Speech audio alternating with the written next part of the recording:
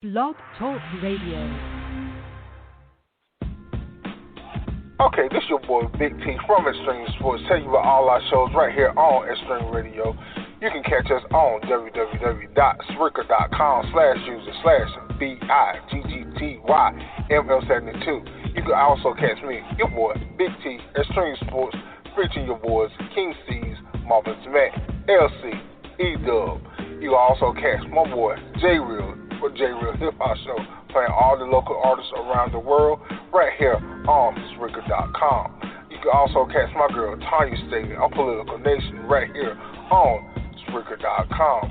Catch Extreme Radio all on the major apps: iHeartRadio, YouTube, Spotify, iTunes, Castbox app, SoundCloud app, all the major apps around the world. Don't forget, your guys, Extreme Radio, www.spreaker.com/user/BIGGTYML72. And you also catch us by calling in at 919-335-3988. Your boys at Extreme Radio.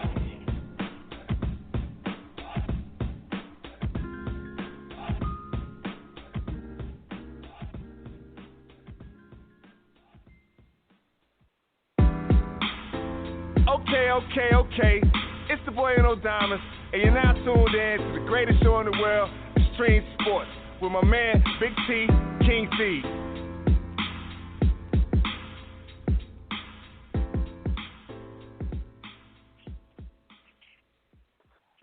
What up, everybody? This your boy Big T with Extreme Radio tonight. No Extreme Sports. We are back. I know it's been a while. Sorry how things been going, COVID-19 and everything been going on, but hey, we are back on air. We got an Extreme Radio show tonight. Not Extreme Sports. Well, you might say right now it's a Political Nation show with my girl Tanya Staley. What's up, Tanya? Hello, everybody. What's going on? It's been a while since I've been on, but, like you said, with everything that's been going on, we had to take some time and assess and see, where we were and how we want to approach, and handle this new COVID-19/pandemic/riot. So it's going to be really interesting to talk about, a recap of what's been going on with everybody. Yeah, so right now it's just me and you waiting on some more people coming in. Okay. So, well, hey, we're going to get started on it no matter what. Like I said, usually we do Extreme Sports Sunday night. I know it's been a while. We're sorry. Sports went down, crashed. The world went down and crashed, and we were just like, we was wondering, like, what we going to do? Yeah. Like, we got to get the stuff together. Yeah. So, so much go on, so, yeah. Yeah, so let's get started with, we're going to get to, I won't say the most important thing. COVID-19 is important. Don't get me wrong. Yeah. I know I'm going to jump a little bit, but we need to start off with coming on the police brutality and the riots and stuff what's been going on now. It's just been crazy. 2020 has been a year of just change of life. Yeah. You got to recognize. You just got to take a step back and look at a lot of stuff, and it was like wow. It's like some people never saw this in their life. So what I've been thinking about as a mother of a young teenager son that's in between, how do I talk to him? How do I handle him? Because he's going into high school this year, and how do he assess what's happening, and how do he move forward, trying to become a man or adult, within these next 4 years, and seeing all what's been going on in the news and rioting, and how is this world going to benefit him as a young black man? So that's one of the things I really want to talk about because, even though, it really didn't hit us as hard in North Carolina, but you got to think about, George Floyd was born in North Carolina. So even that still has a major impact in our state. So when I think about that, I just get terrified. I always been terrified because, I with my show, A Political Nation, I had to take a little minute from it because, I was dealing with so much with him and, him growing up, going through puberty and friends and guns and violence, I dealt with it. And, and this right here is really hitting hard now because, it's moving further and further to our doorstep. You know what I'm saying? And with the kids being out of school, there's so little for them to do, but there's so much for them to get into. You know what I'm saying? So, we don't want our children to go out there and get into all kind of mischief, where the police will get them hemmed up, and with them just being young, they're not thinking, that, they could walk out their door and never come home again. You know what I'm saying? So that's on my forefront. I'm just a parent that's always vigilant.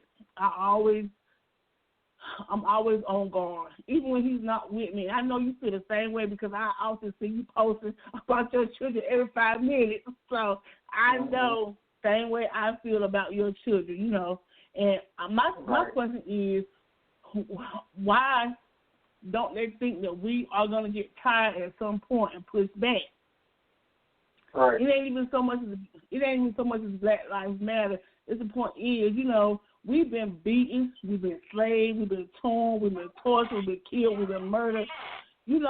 At some point in time, enough is enough. And I always say, these new young generations, they have no fear. They have no fear of the cops. They have no fear of death. They have no fear of nothing. And so when you put them out on the forefront with the police, it's just like, the police is staring them eye to eye. It's just like they the same as the police. The police don't have no fear, and they don't have any fear. So who's going to win? You know what I'm saying? That's how I feel. Right. Well, we just had Marvelous Matt just come in. What up, Matt? What's going on? What's up, man? You got the time. How you doing? I'm doing good. Look, I'm trying to anyway. We got to get the dust off. It's been a long time we've been on the air, but we're back. Extreme Radio. I said, we started in the conversation about the police brutality right now and your kids and things like that.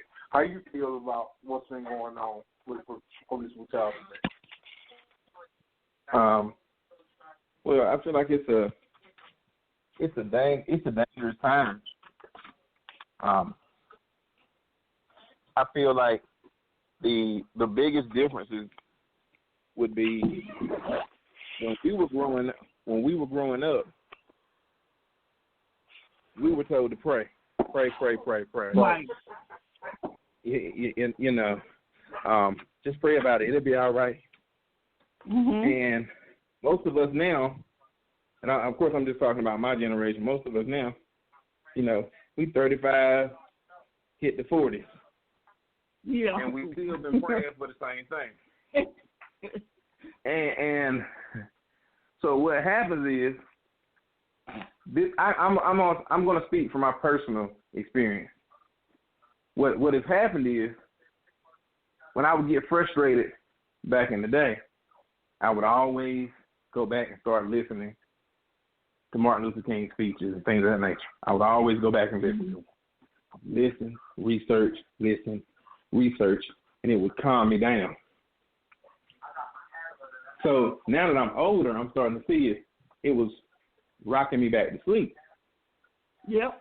So what happens is, and they see I've talked about this a little bit. What happens is everybody talks about the "I Have a Dream" speech, but nobody talks about the speech where he says, "I believe that the dream that I had has become a nightmare."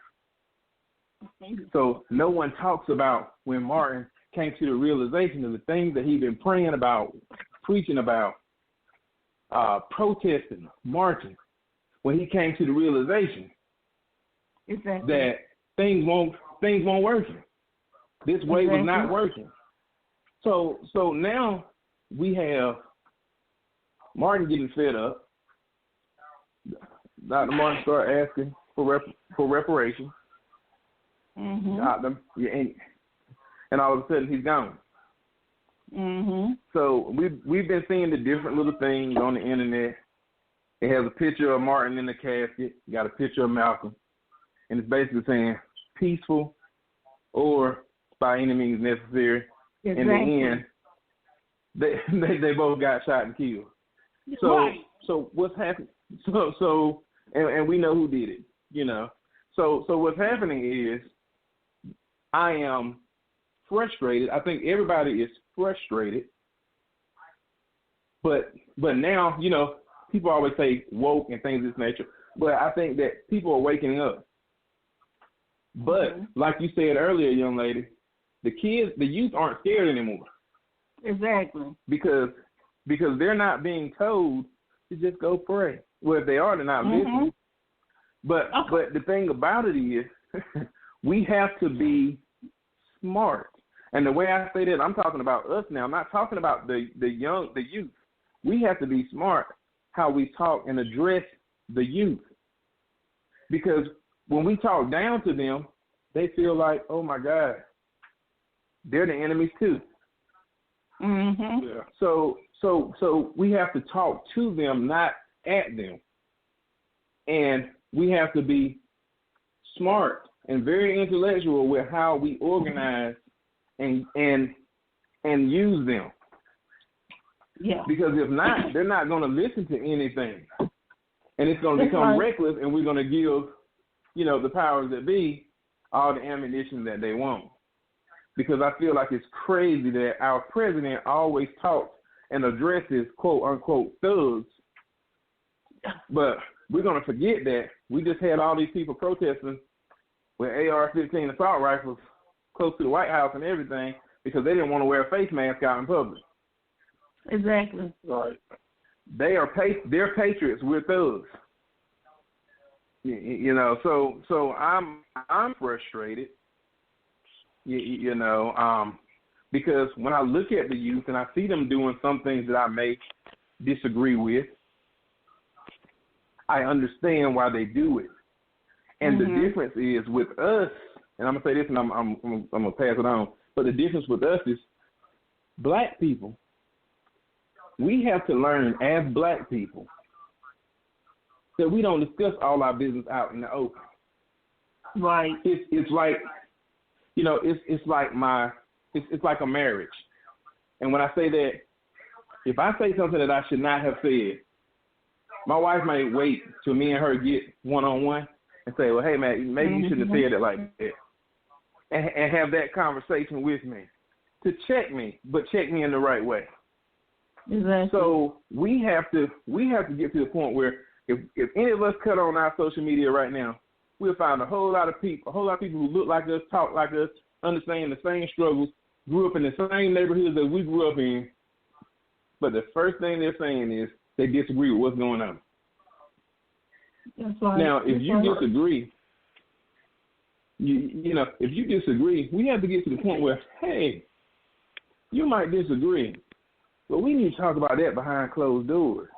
Because regardless if you want to or not, we all got kids.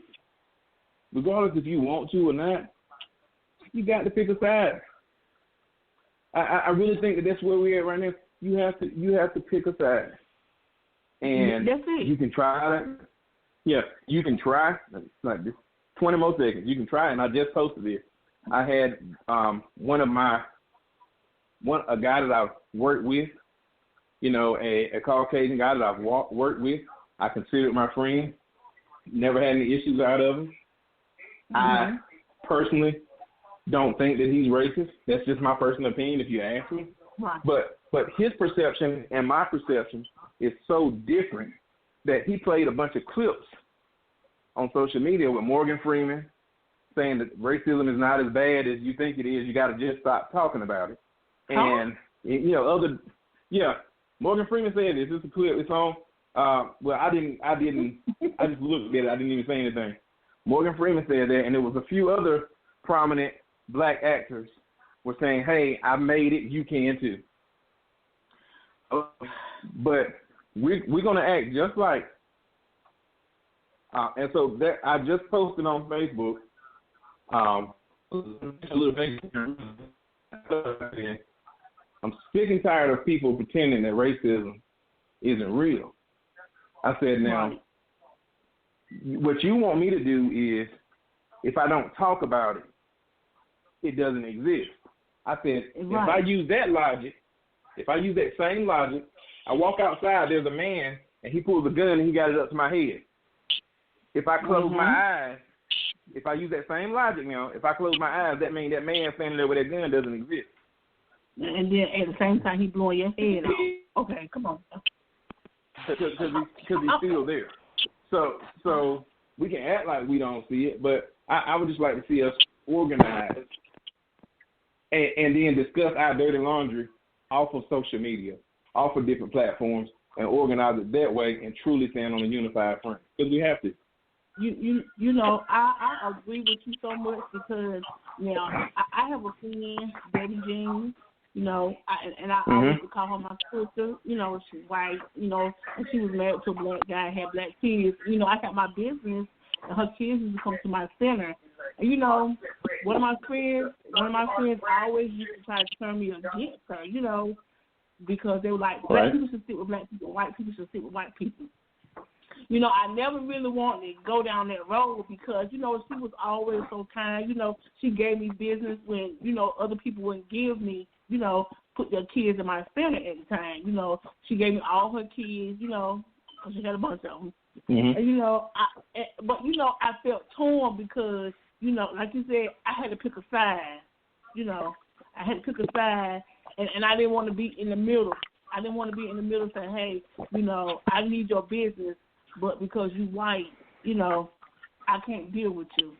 So one day we were having a discussion, and, you know, she was saying, well, we all be the same color, you know, we all feel. She wanted to go into that conversation, and I did not want to have that conversation. You know, I still speak to her, but our relationship has drifted, you know, over time, I guess because of what's been going on, you know. Not because I don't think she want to reach out to me, but I think she feels, you know, she's probably torn between her marriage right now because she's married to a black guy and what's really going on. So I had to learn how to stand my ground.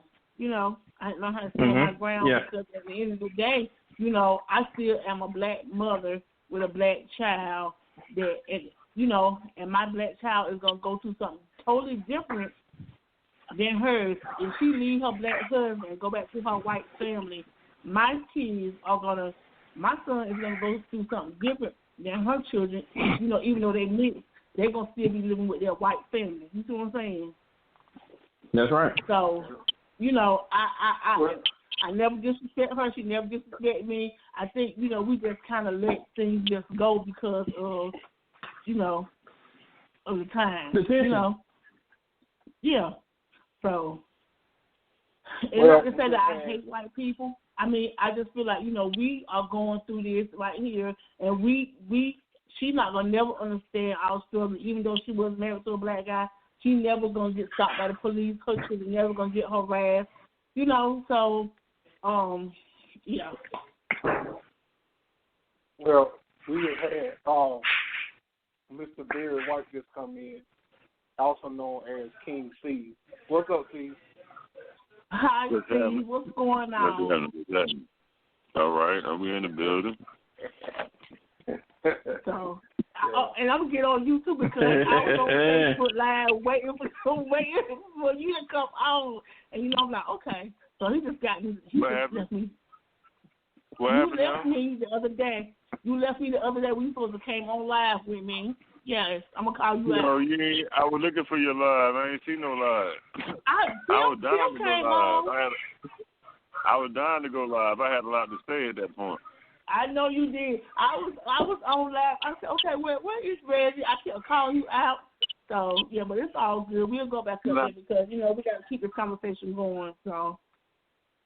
Yeah, the conversation ain't going to never stop now. Yeah. That's all the conversation is about now. Racial injustice and how we can better it. And I don't understand what all of a sudden, I mean, I appreciate it, but why all of a sudden everybody see it now? Like it ain't been going on long before now. And it's sad that man had to lose his life in order for us to analyze the shit again that's already been here for decades, centuries, what you call that shit, time period. You know what I'm saying? Like, this shit is never ending. That's always been. And if you want to just talk about America, period, I mean, come on, man. We just going back. They're really just taking off the disguise that they've been had on forever, man. Because shit, any country that ever came in, infiltrated the country, took the country from the Indians and called it America or whatever, you know what I'm saying, and imported slaves. But we act like we so shocked because the police that they hire, or white police that they hire, or whoever police that they hire ain't trained and qualified, and they beat the shit out of black people and they killing black people. We ain't even talking about the beatings. We just got to the killing. You know what I'm saying? Yeah. And me, I done had the first-hand experience of dealing with the police. You know what I'm saying, on multiple occasions. So I had some good encounters and I had very bad encounters. You know what I'm saying? And everyone was dictated by how the police acted. You know what I'm saying? Because me, I'm the type of person, if I know I'm wrong and you got me, if I don't run, you know what I'm saying, there's no need for me to, all right, come on, let's go ahead and do what we're going to do. You got me. Yeah. I'm not going to resist you. I'm not going to put my hands up and not going to act like I'm a shooter. You know what I'm saying? I already know what the deal is. I already know how they come. Yeah. But they're not trained. A lot of them, I mean, I'm talking about a lot of them. I've been to a lot of cities, and I've been to jail in a lot of cities. You know what I'm saying? I've been locked up in a lot of cities, and it's damn near the same thing, man. You got a lot of racist cops up there, man, and then you got your bootlicking black people up there too that go along with it and try to justify, well, he just this and he just that, man. You gotta just ignore him, and I should have to ignore him, man. You should correct your fellow officer, man. If you are here to serve justice and protect me, man, I feel threatened here. You know what I'm saying? Right. Like, so is it you here to protect me or you here to harm me? Like, right. I don't understand. But when a white person that like when Dylan, whatever the white boy name is, that went down to South Carolina and killed all the black people in the church, that man got some Burger King, kid. Like, are you serious? Yeah, he's serious. That really did happen. They took him to Burger King before they took him to jail. You better stop. Really? I didn't even see that part. I didn't get a chance to read that part. But listen to me. I done had a pocket full of money. I was like, yo, man, before I go down there to that joint, man, stop me right here and let me get something to eat, man. These motherfuckers, you think they gave me something to stop and let me get something to eat? Hell no. And I had petty crimes. It was something like petty, like a drug, you know what I'm saying, some petty shit. Like it wasn't nothing compared to no killer or no shit like that.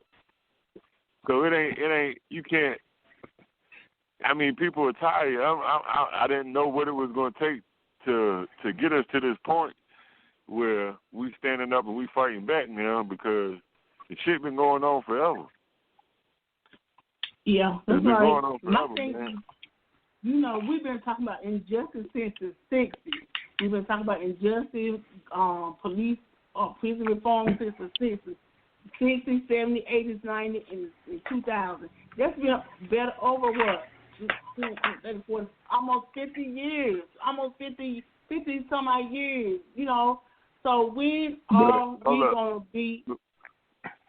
Yeah, before you go any farther, we talking about justice. We ain't going to never be justice until... we're going to never have justice until they look at us as an equal. That's right. These people don't look at us. They don't even look at us as human. So they see us as human, mankind. They see us as mankind. And under the Constitution, we really aren't free. That's right. Citizens. We're not even citizens. We like 1/3 of a man or some shit. Like, so 2/3. I mean. So at the end of the day, really, you know, the law ain't even set up for us, because that shit don't apply to us, because we're not considered citizens to be real according to the Constitution. So anything they throw at us and any type of loophole that they put in us, that's why they be having so many. That's my opinion. That I feel like that's why so many people that's been wrongly convicted, black people that's been wrongly convicted, it takes so long for them to get their justice because them people not really looking at them as a human, as anything. You know what I'm saying? And it's a lot of people in there doing 30, 40 years life sentences for shit that they didn't even do. So not only are they killing us, they locking us up unjustly. I mean, come on, man. We supposed to be more populated than the white man out here in America, and we're not. That's because majority of what they ain't killing, they locking up. You know what I'm saying? And then what they ain't locking up, they setting up these institutions to cause our men to be gay. Yes, or, right. You know what I'm saying? Yeah, they're going about any way to stop reproduction of our kind. You know what I'm saying? And we can see this. I see the shit plain and simple, but to the naked eye, when the world going so fast, we oblivious to it. A lot of people don't have time to sit down and think about it. You know, and I'm gonna tell this. I'm gonna say this, and I'm just be honest. The reason why they closing down abortion clinics is not because they want black people to stop going to the abortion clinic. It's because black people are producing more babies at a faster rate than white women, and white women are not having babies. So they want to make sure to stop them from having abortions, to make sure they keep populate their race. They're closing down abortion because more white women use abortion clinics than black people. Because at the end of the day, black women are not able to pay such a higher rate for abortion than white women are. That's why they're closing them down. That's why. That's a good observation. It is. And you can look that up. That's why they don't care nothing about us having babies. They don't care nothing about us going to abortion. They're trying to stop white women from going and having abortion because they know that black women are having babies 5 times as more as white women, and we are populating the world at a faster rate than white women. Black and brown and Latino women are having more babies, and that's why they're saying that the color of United States is getting browner and browner and blacker and blacker, and they don't want that. And that's why they put this COVID-19 out here because the more they kill off black people because they're the ones contracting the COVID-19. And and I'm gonna go a little bit further because if you look at like this right here, in May, that's when George Floyd got killed, and they were saying that a new wave was gonna come through in June of the COVID-19, and what better way to draw a crowd out to a march? Because the adrenaline already running, they already mad, we already pissed off, so we're going to come out and we're going to protest. And now within the last 2 weeks, it was 20,000 black people had contracted COVID-19. So this is what it is. This is where we are. And, we got to look at it. We can't just look at it like, oh, they protested with us, they standing with us. No, because a lot of black people, we have health issues. We have health issues. We don't eat right. We're not living right. So, of course, we are immune. We're not going to be, our immune system is not built up or what's the word? Our immune system is not as stable as white people. So we are a candidate for COVID-19, as you'll say. I want to as far as our immune system, because we have a high rate of diabetes and high blood pressure in our black community. We just got to look at stuff for what it is and stop sugarcoating and stop pushing stuff on the rug. And I'm not saying anything that that's foreign. We see what it is. We know what it is. It ain't nothing new. Everybody that want to speak out, they really trying to say the politically correct thing to say instead of giving the truth out and giving the real. Right. They rather say, we can all come together. We just get together and do this and get together. Man, we ain't got together in 400 fucking years. Like, come on, when we gonna get past the get together part? We ain't as a people ain't coming. I mean, this is the best we doing with these riots And people talking about, like, we shouldn't riot, we shouldn't tear up our own community.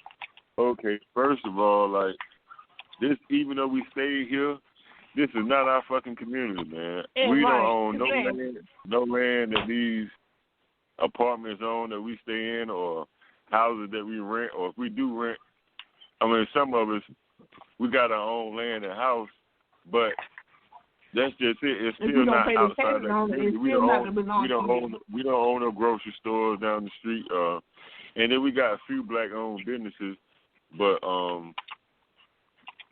I mean, we and then, like, to be honest with you, I was down there when the riot started. Well, when the so-called riot, or whatever you want to call it, started, and the black people wasn't the one that started it, bro. That's right. It was a white lady, man, that she threw that bottle at the police, kid. Like, everybody, the black people were like, we were protesting, like, standing there, like, yo, we can stand there, like, why we got to move, whoop, whoop, this and this and that. They steady going, but ain't nobody threw no object at the police. This white lady took it upon herself, man, to throw that bottle of water at the police. And I'm talking about, as soon as the bottle hit the police, he probably picked it up and launched it back. But whoever was standing in front of him launched 2 tear gas grenades. And it wasn't even that serious. It wasn't even that serious. It wasn't even that serious for them to do that. You know what I'm saying? Pitt County wasn't trained for that. They ain't never seen no shit like that. So that's why they was acting. Man, they was really out of order, kid. They wanted us They wanted us to really fight. You know what I'm saying? So they could have something to do. You know what I'm saying? Like, it wasn't no. Yeah. You can see how the protests in the other cities where the niggas went crazy and they started tearing down the building, burning. You see how the police had to try to come and talk, have some type of conversation or dialogue. We trying to talk to the police. These motherfuckers ain't saying that, just staring at us like.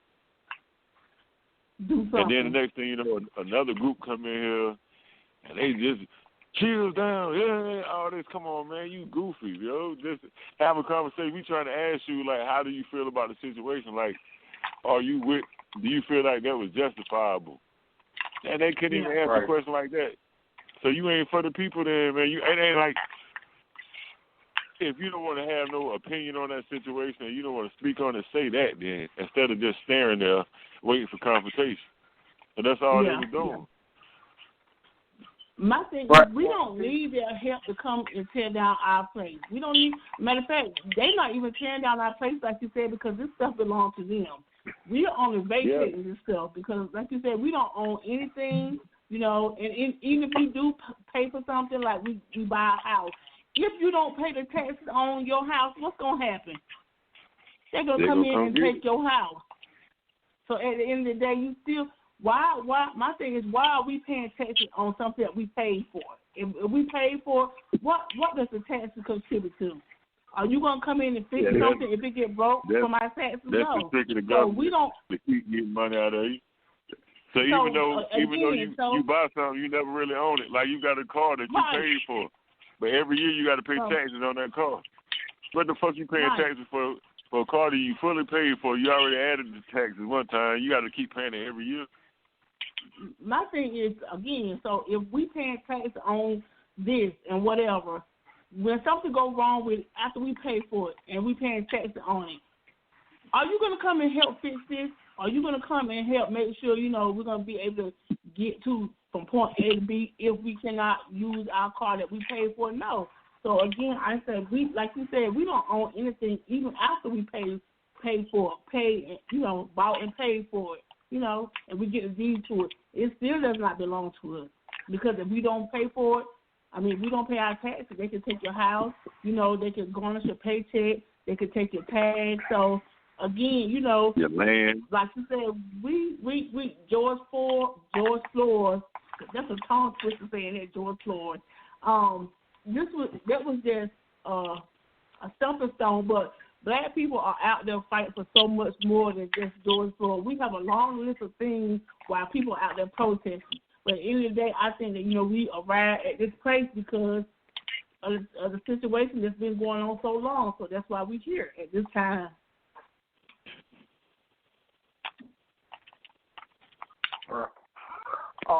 Steve, I got a question for you.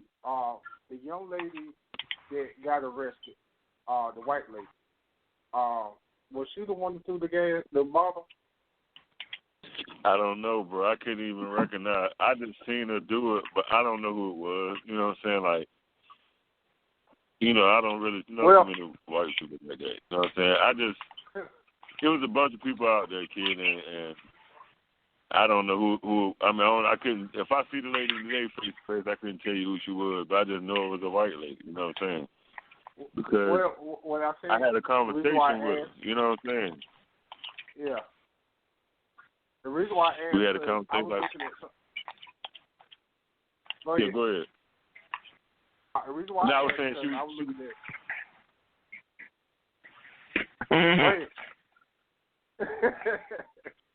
Go ahead, please. You sure you want to go ahead? The last time you said go ahead, you started talking. Yeah. Nah, she was giving me a conversation. She had a conversation. I was like, yo, we can't walk around here. And she said, nah, they say we can't walk around there, but such and such and such and such. And, I ain't going to describe her because I ain't no snitch or nothing like that. I mean, she was very distinct. But, you know what I'm saying? But I don't know who, I ain't see who got arrested, matter of fact. You know what I'm saying? So I don't know if that was her or not. But, matter of fact, I know exactly who it was if I were to see her again because she had a very distinct feature about herself that now that I think about it, yeah. So I got to see the picture and see who it was that got arrested, and I could tell you if that was her or not. Okay. Well, the reason why I asked is because looking at the live and the young lady that they arrested, I didn't see her do nothing. She probably did do something. She probably did. I was looking at somebody live and they showed her where they had the standoff down by the light field, by Green Utility. Yeah, right over there. Yeah. Yeah, they had the standoff. She walked. I remember her walking to the police. And she got close to them, and she might do something because they jumped off and jumped back on her, but I really didn't never see her do nothing. And I don't know who the young white kid was, but even I forget his name. The dude with the jury is. Oh yeah, the dude we met on that we were doing that neighborhood clean out that time, right? Right. Well, we met him, yeah. I said myself, I don't think he did that neither, man, but you never know. Yeah. Well, and he was down there talking, and I looking at the live, I didn't see nothing he did wrong. It was a peaceful protest. He was walking with the people. He was talking for the people. And I never see nothing he did wrong. I didn't see why did he get arrested. But, hey, you didn't see everything. Yeah, but it was probably some people wrongfully identified too, man. Because I seen some people down there acting the fool that they went down there just to protest. They just wanted a confrontation with the police. You know what I'm saying? Like, yeah, they just wanted to destroy something. I seen every aspect of the riot and whatever you want to call it, but yeah, some people just came down there for that reason. You know what I'm saying? And right. Yeah. That's been all over the world if you look at it. And I'm not condoning no violence or nothing, tearing up and stuff like that. But looking at people, what they was talking, I'm not saying it wasn't bad, but come on, y'all over exaggerate a lot of stuff. And come on, people, because y'all want the black community to look bad. And they exaggerated a lot of stuff.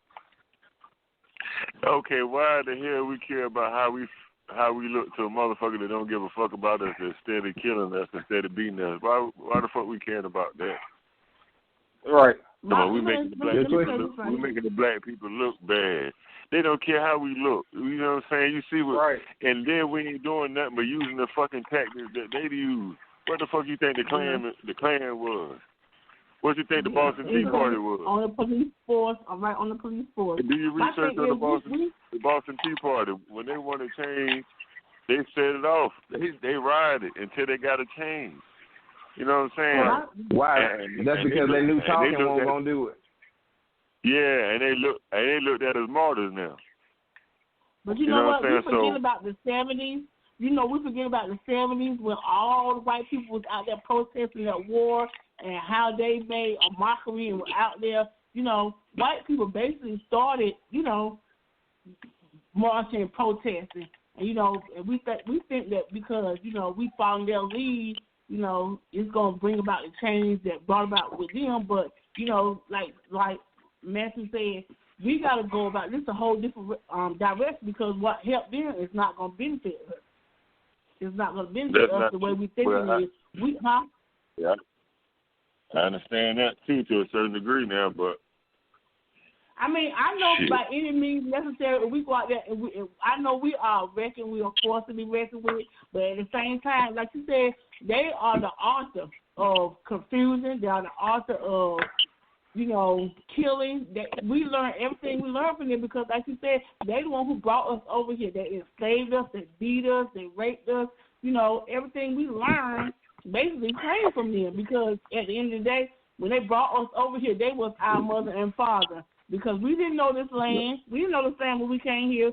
We knew what they told us to do. Yes, we did. Yes, we did. Crazy thing about, if you want to get into history, they learned the killing and all that stuff from us, because we came first. We were already in existence. We was you know what I'm saying? Like they got civilization from us. Period. They wasn't no civilized individuals. They were cave people. They took our knowledge. They took our knowledge and really mastered it. You know what I'm saying? They did their history on the African warriors and the slave owners over there in Africa. They took all that knowledge, man. Came home, mastered it, took it abroad, came back, snatched it, took a land of their own, made up some history, and gave us Jesus. I'm just telling you what my understanding. I could be wrong. But look at this right here. I'm gonna say this right here because I do a lot of I watch a lot of documentary, and I've been studying this Bible a lot.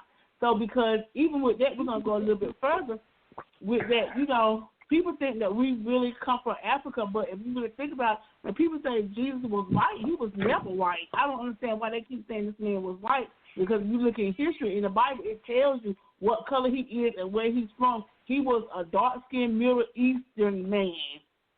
He was dark-skinned and Middle Eastern. He was never a white person. So, but is that truth, or is Jesus truth, or is that fairy tale? Though that's what we got to come to that separation. We got to come to some understanding on that. But if you look in the Bible, but if you look at those paintings tell you who that picture of the Jesus, that white Jesus is. He was.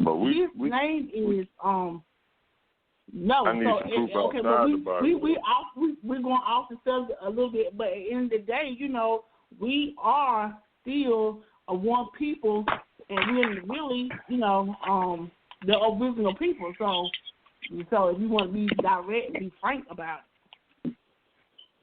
Yeah. Well, even if you want to pull from the Bible, you got to be real careful, because the Bible that we have today and the Bible that the slaves had are not the same. Anything in the Bible back in the day that had anything to do with rebellion or uprising, the slave masters took that part of the Bible out, so they never even read it.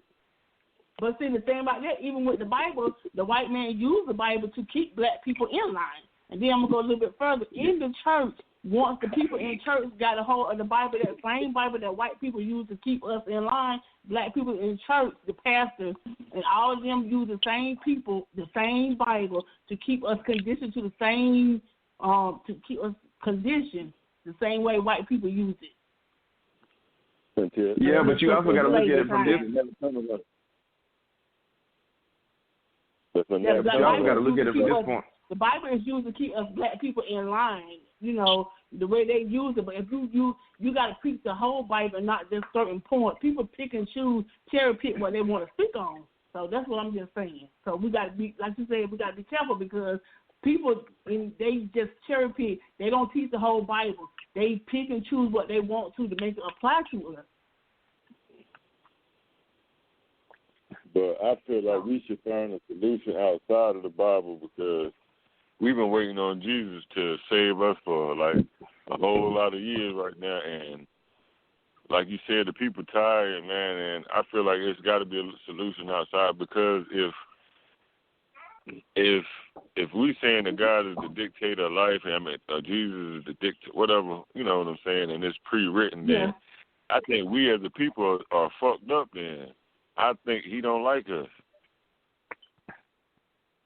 But you know, we suffering to benefit what in this land. So you know, I'm not gonna go into a whole lot of that because I don't want to take this conversation away from what we are talking about at hand. Yeah. But like I said, let's stick to that. Yeah, so we're gonna go back to how we are being manipulated. And people don't see it. They need to open their eyes a little bit more because white people singing Kumbaya with us right now. That's just another diversion, and I just hope people realize that this is not really what it is. You know what I'm saying? I think some people are sincere about helping us. I know some real people are sincere about helping us, but like I said, we shouldn't have to depend on them right now. Now is the time for that. Like now, the time we need to see if we can help each other. If there's some way that we can come together, even with different agreement. I mean, different opinions, different way of thinking. It should be a way that we can still intertwine, man, and rise above this situation and have a positive outcome. Yeah. So, I mean, I just think that we need to know. I was listening to Stacey Abrams, and they were talking a little bit ago about we need to make sure, we picking the less, of two evils. So at the end of the day, because neither one of them really gonna go hard for us because, they still got somebody with their hands up their back. Don't get me wrong, I like Joe Biden, and I think, he's going to do a better job than what Donald Trump has done. You know what I'm saying? But we got to make sure at the end of the day, when it comes to the state representative, we got to know who we voting for and what they stand for. Don't just take their word. We got to go back and see what they done, especially with making laws for black people without help, education, so we got to make sure we know what's going on, not just picking people just because they irritate.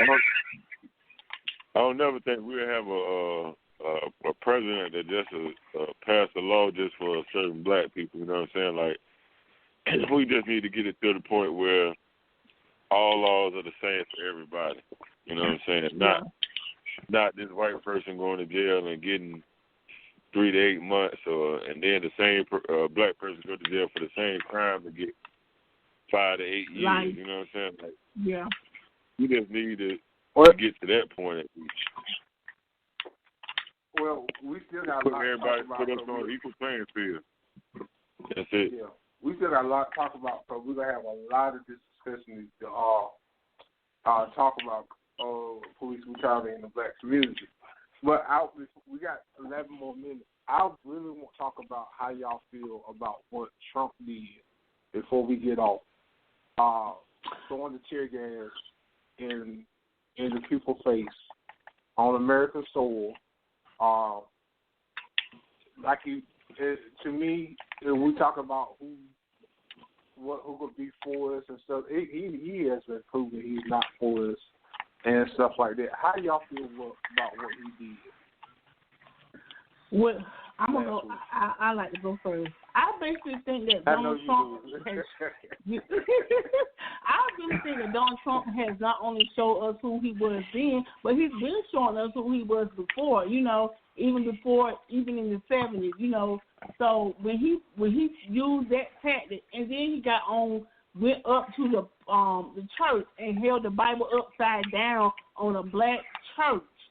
Remind you. Without even asking, you know what I'm saying? I really think that he thought that, anything that he says and does, is right. That he can do anything he wants to because he's the president and he can just change and make laws at a snap of a finger just because he thinks, he has all the powers and whatever he wants, he can just do it. And we are to just take whatever he's dishing out. But at the end of the day, he's never opened the Bible, and come to think of it, he was asked a question, how do you feel about the New Testament and the Old Testament? He said, I think both of them are okay. Come on now, what? pick out something and say, you know, what's a good slogan for him? Am I my brother's keeper?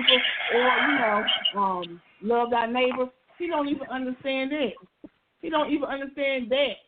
So I just think that Donald Trump has his history, his mentality is all messed up because he's thinking about me, and not us. You know, he's not a president of the people. He's a president of him and his family. And the 1% that's, you know, that make as much money as him. So that's how I personally feel, you know, about him in this situation. I don't think he cares nothing about George Floyd and this there. Then all of a sudden, since Melania Trump came out and, you know, said she feels some type of way about George Floyd and the murder, then he gonna kind of move a little bit in the middle and say, you know, it was wrong. Huh? What? I don't understand that. You know, just yesterday you were saying that.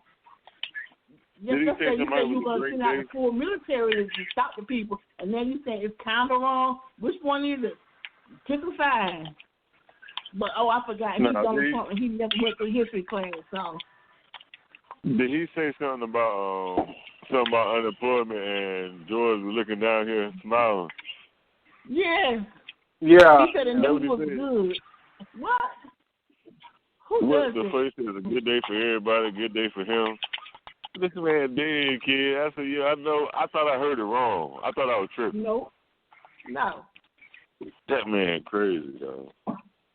But my thing is, even with the stimulus money that he sent out is what put a boost into the economy. So we won't never know until July because I don't really think they're going to send out another stimulus check. They were just waiting to see how much this stimulus packet had an impact on the economy. So it's not because they created new jobs. No, they didn't create new jobs. They just put money into the economy and gave people, you know, business money to rehire some of their people that was laid off. So what's going to happen next month with all that money run out and they got to lay these people off again? And a lot of those jobs that was closed are never going to come back. So now what? I know I said a lot. But, yeah, hey. I just been waiting for my moment. Hey, you did your thing. We can tell you been doing your research. Of course I have. You know I watch MSNBC every day. You know what I'm saying? I'm on top of it. Just because I don't really get out on Political Nation, I still be on top of it because we need to know what this man is doing. And my thing is, I like what Donald Trump stands for because he's letting us know who he is and what he stands for. And that should be enough for everybody to get out and vote. If you don't vote for nothing else, that's a good reason to get out and vote.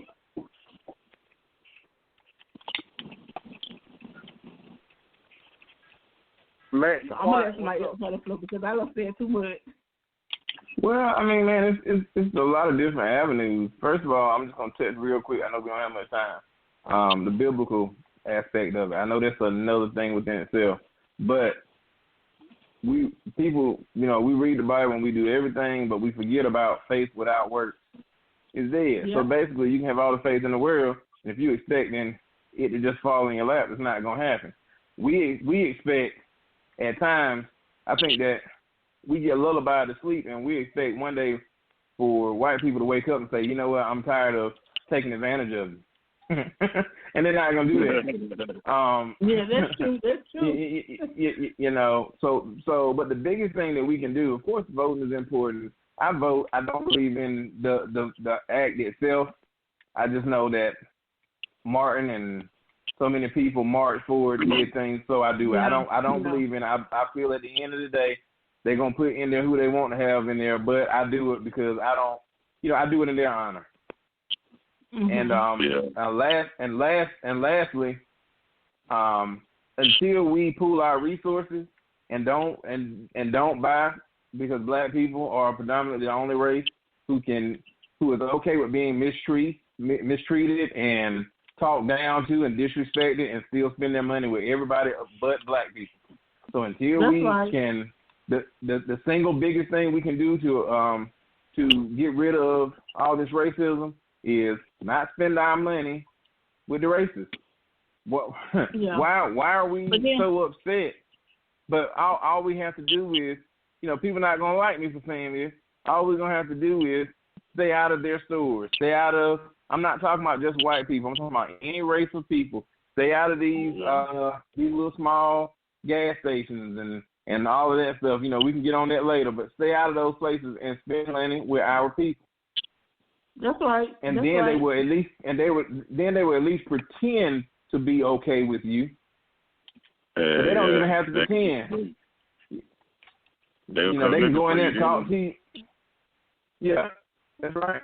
Why do you think on 2K, on the video game, we got Black Lives Matter up there? Why do you think so many different companies, so many different companies are putting up their Black Lives Matter? They don't care about you. They care about your dollars. So that's the single biggest thing that you can do.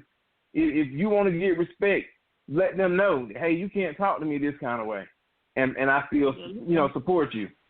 Think about all the black-owned businesses that have shut down during this pandemic. But then think about all of these Chinese places and other places that are thriving during the pandemic. Mm-hmm. We can't go to Walmart and buy a mask. But we can go in their beauty supply and buy one. Yeah. I mean, I haven't been there in a while. I even stopped going to the Palestinian stores getting gas. I don't give them any of my money. I don't go to Chinese restaurant. I have started making a lot of changes because, like you said, it's something when black people has been here all our lives and we can't even get, a small business loan or a small business, but the Palestinian, Mexican, I'm not going to say Mexican, but the Chinese, Koreans can come here and get a store, a shop at the drop of a dime. Even like you said, I'm not going to go into the Bible anymore, but, you can get Africans can come over here, get bread and shop. They can get any type of business, but black people that's been here, we can't even get a small business loan to start up a business, and we here and we give you our money. We work for you, and we put back into your economy, but we can't get anything out of it. I don't know. I don't understand it. I mean, I understand it. You're right. You can spend your money, but then when you start trying to talk about getting ahead, they be like, hold it, wait a minute. No. Yeah. So, that's what I mean. I mean, if you do that, then you won't have to buy from me. No, Yeah, exactly.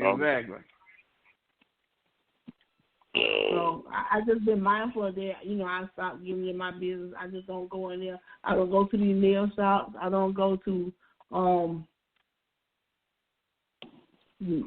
Chinese restaurant. I don't go to the I don't even go to and I love getting my hair done. I love making hair, but I don't even go into I don't go to these places where selling hair, Korean, none of that. I just quit.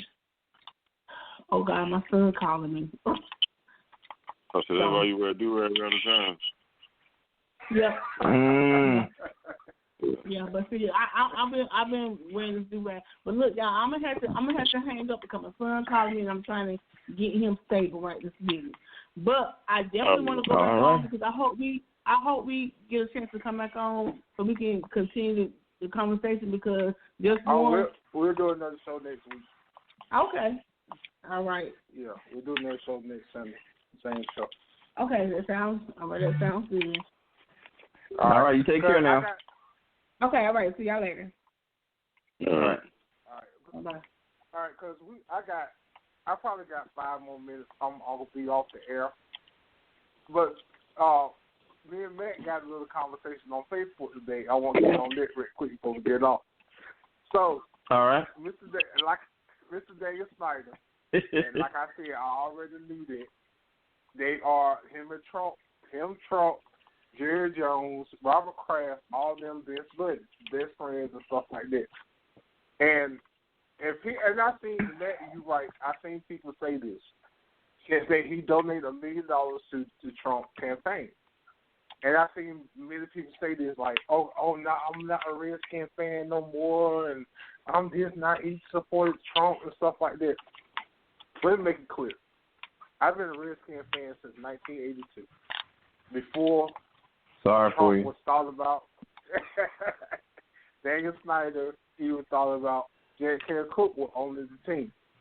So, and I know Steve's getting to the slave mentality of I heard this before about the Redskins and stuff like that. Like I said, my personal opinion, I've never seen Daniel Snyder come out. I think the thing he said about with the thing he got against changes the name. But I've seen him with black guys, Robert RG3, he will type with guys he typed with. I've never seen him be disrespectful of black. Never seen him come out and stuff like that. Never seen him say, "Oh, you on my team, you can't do this, you can't do that." So what he do as a person, like I said, he needs to be a better owner. I don't know, but as what I see, never could stop I like the team. I always like the team. I love the team. But as an owner, he's a person. I ain't got to like him and love him. You know what I'm saying?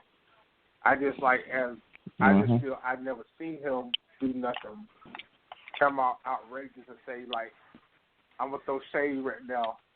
The Dallas Cowboys and Jerry Jones say, hey, if you on my team, if you kneel, you can't play. I've never seen it. So, that's my opinion about it. Huh? You get shady right then, dude. A little bit. I'm just saying.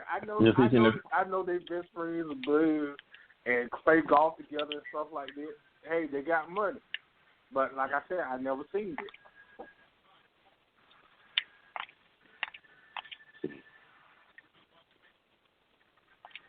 I don't know. Anything? I don't like nothing anymore.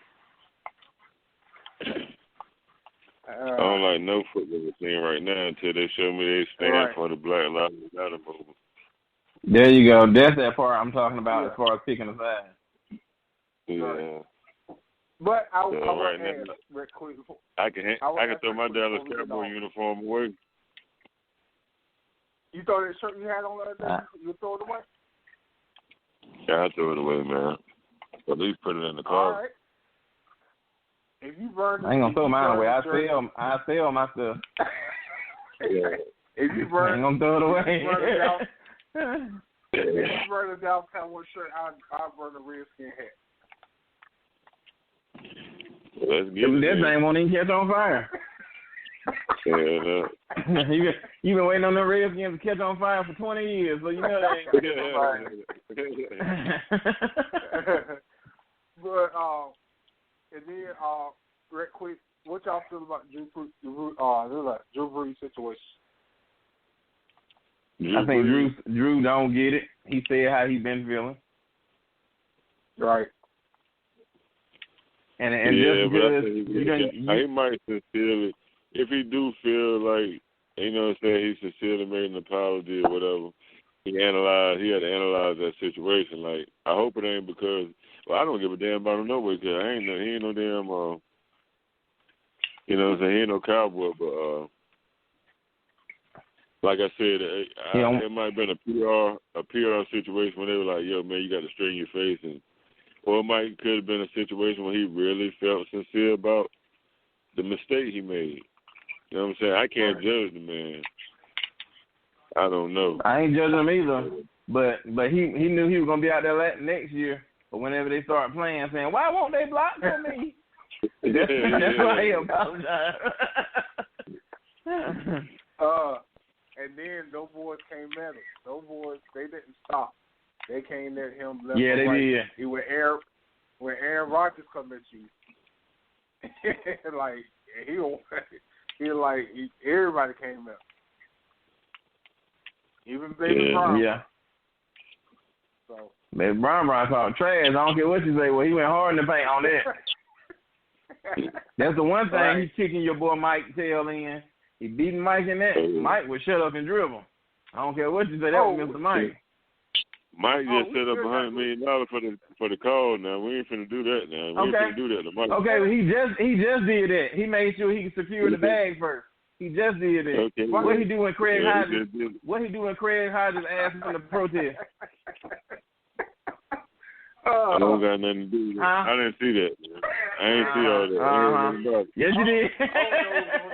Yes, you did. Yeah. Oh, and I think Craig, how's that? I think Mike was getting a bad. I think Mike get a bad rep about this too. I seen people went at him about he donate the money and stuff like that, and they went at him hard. And I'm like, what this man trying to do? I seen other people, a lot of people donate money. So why y'all going at him hard? Because he might and he don't speak out about a whole lot of things and stuff like that. That's what I was thinking. Mike was trying to clean up. Mike was trying to clean up by giving that money. Well, let him clean up, man. Trying to clean up, though? Trying to clean up his spirit, man. All the years he didn't say anything. Right.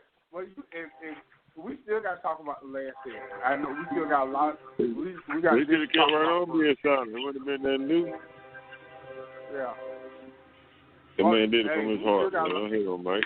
Yeah. But here's my thing. All these people donating money, right? Are we donating this money? Where's the money going? Is it going to black organizations ran by black people, or is it going to black organizations ran by non-profit white companies? Oh, that's what Black Lives Matter movement is. But he didn't get the money to Black Lives Matter. So I'm just saying, that's what it is. I know we screaming. Oh, you saying they're the ones behind pulling the strings? Yeah, I think so. I'm just keeping it real with you. That could be true, but that still don't distort that. You know, when we say Black Lives Matter, it's still, you know, that message is still solidified. But it may be the biggest thing you can do is make somebody create the illusion that you're making a choice. So yeah, I mean, you know, it could be so. Yeah. But somebody got to do something, man. But if we're not giving this money to, I'm talking about straight up black organizations. Everybody coming forward saying we donate $1 million, we donate this and we donate that. You're not giving it to a true black owned organization, and it's just lip service. You taking your tax right off. Yeah. And you trying to make yourself feel good. But my question is, what does this money do? Does it go to the community, like helping building buildings, giving clothes to kids? What does it do? All we want to do is feed people, but we don't want to set up programs to help buy back the block. You understand what I'm saying? Because see, that don't mean anything. Paying somebody rent for a month, that means something. You know, I can't take away from that. But until you empower a black man, a black woman, a black family structure, until you can help empower them, until you can stop trying to act like all these banks, you know, haven't recently been charged with multi-million-dollar lawsuits for unfair lending purposes, turning down black people with the same credit score as white people. Or when they didn't turn them down, they gave them double or triple the interest rate. Until we get past that, you know, because they'll help you go get a car, so they'll put you in debt. Some people driving around in $30,000-$40,000 cars, but paying rent. Right. Yeah. Because they can't get funding for a house. They'll give you the car. They'll give you, you know, a TV payment. They'll give you a furniture payment. They'll give you all that stuff. But what really matters, property, homes, land, things of that nature, they're not that quick to give that to you. Right. No. And I'm not asking you to give it to me. If I'm qualified, give it to me.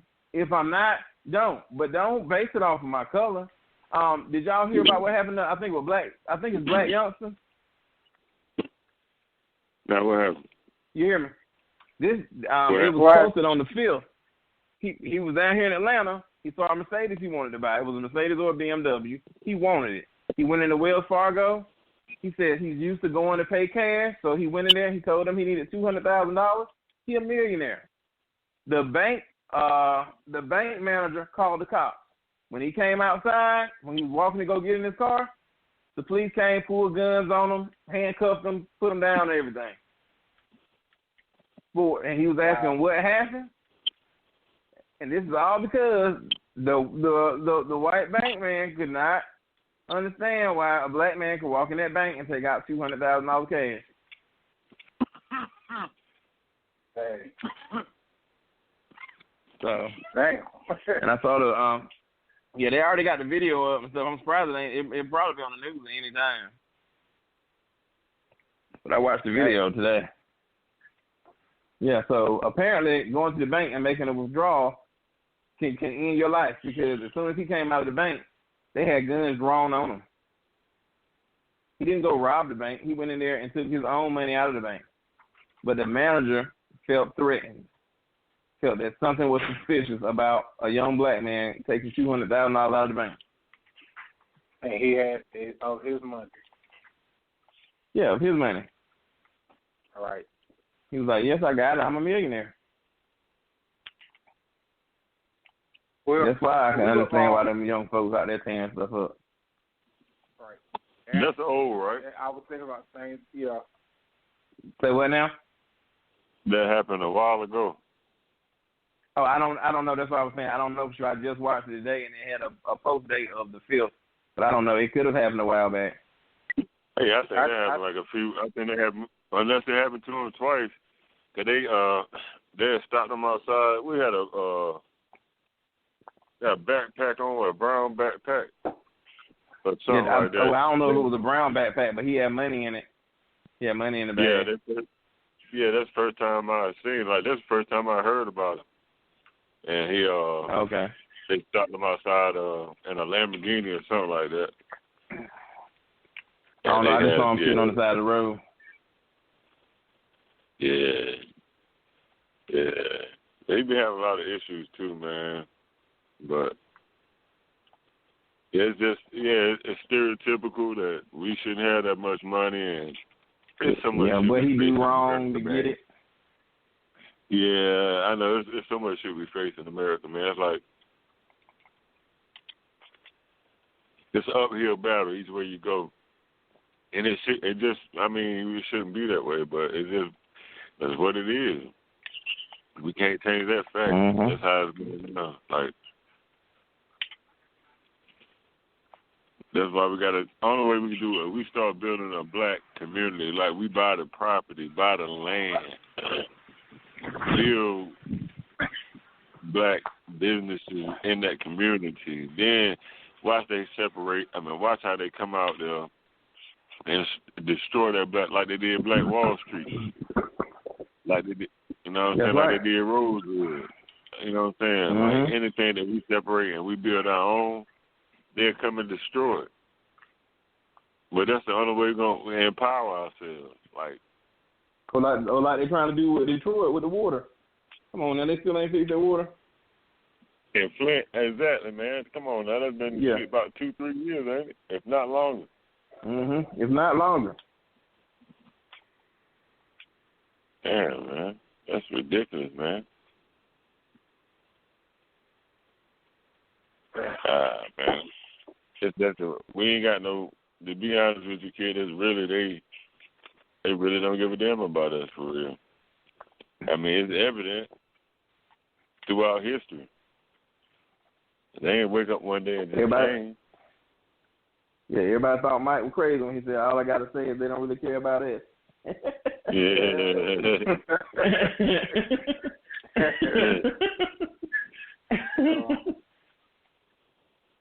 Well, all right, fellas. We still gonna have a lot to talk about. We will continue this conversation next week, same time, same bat channel, next Sunday night, 8:30, right here on Extreme Radio. Extreme Sports will be back soon. We still got a lot to talk about with it also. So, but this is the most important thing right now. We getting this Black Lives. It's not just about Black Lives Matter. It's just about how this police brutality of all these black men, these kids, this women. You can't say it's just about black men. It's about black women also. What's the lady? That's right. We got to talk about that. Trayvon Martin, we still got a lot of things that happen that still have not been taken care of with George Zimmerman.